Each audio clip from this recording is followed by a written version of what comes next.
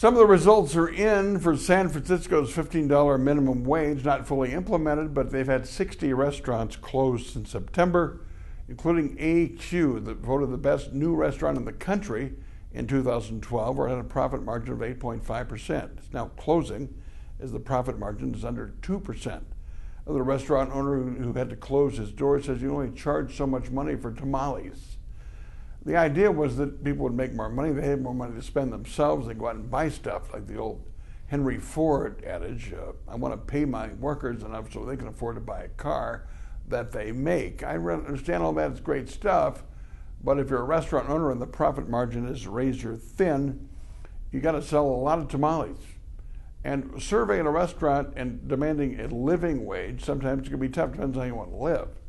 A lot of us have worked in restaurants, we made as much money as we can, but this idea that you can work in a restaurant or work like I do in podcasting and live on that is not realistic. I've had to have 3 moonlighting jobs since I left 92.1 FM. It's a reality. People who have been in radio for years know that. You have to have a second job, unless you're going to bring a roommate in and not have cable and live some minimalist existence. These are the choices that we face. It's not about productivity, it's about value.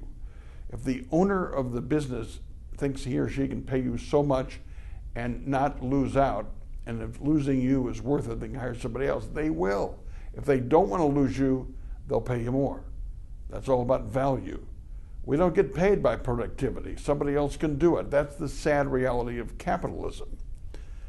If you want to get higher value, then make yourself skilled in ways that will demand more money, whether it's more education, more experience, or just learn how to con somebody better. You may get fired later, but at least you can get the job. That's the point of San Francisco. The verdict is still out, but I think when you try to force a living wage in jobs that don't pay much because the profit margin isn't high enough, this is the result you get. And you can email me, just leave my colleagues alone. I know this is a touchy topic. As I work my second or third job, we can all celebrate together at the bar.